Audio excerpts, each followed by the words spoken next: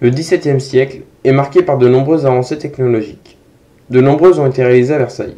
L'architecture du règne de Louis XIV est qualifiée d'architecture savante. Les progrès sont liés à la création de l'Académie d'architecture le 30 décembre 1671, mais aussi grâce à Jules Hardouin-Massart qui incarne le classicisme français. Mais pour en arriver là, Versailles a dû réaliser de nombreux travaux, comme assécher un marais pour sa construction.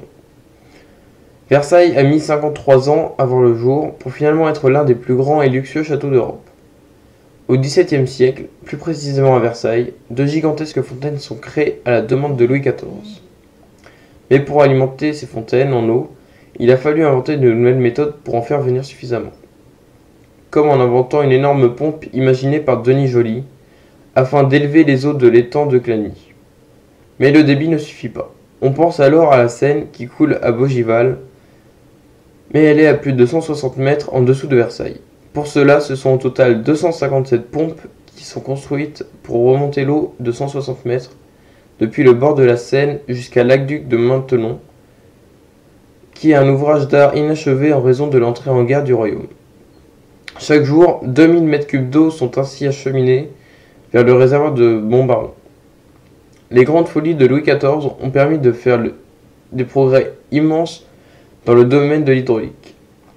Grâce à ces fontaines, on a pu inventer des pompes à eau immenses et des systèmes de canalisation avec la création de tuyaux en bois remplacés par des tuyaux en plomb puis par du fer de fonte moins onéreux. De nos jours, 90% des 35 km de canalisation sont d'origine, alimentant 32 bassins qui animent plus de 1000 jets d'eau. Louis XIV décide de construire des fontaines dans son jardin à la française, car, jaloux du château Vaux-le-Vicomte mieux que tous ses châteaux.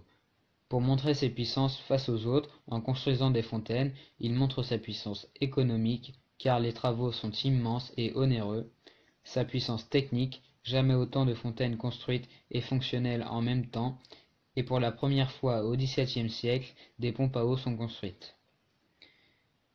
Louis XIV montre son contrôle de la nature, car il détourne des étangs, des rivières ou encore des fleuves pour alimenter toutes ces fontaines.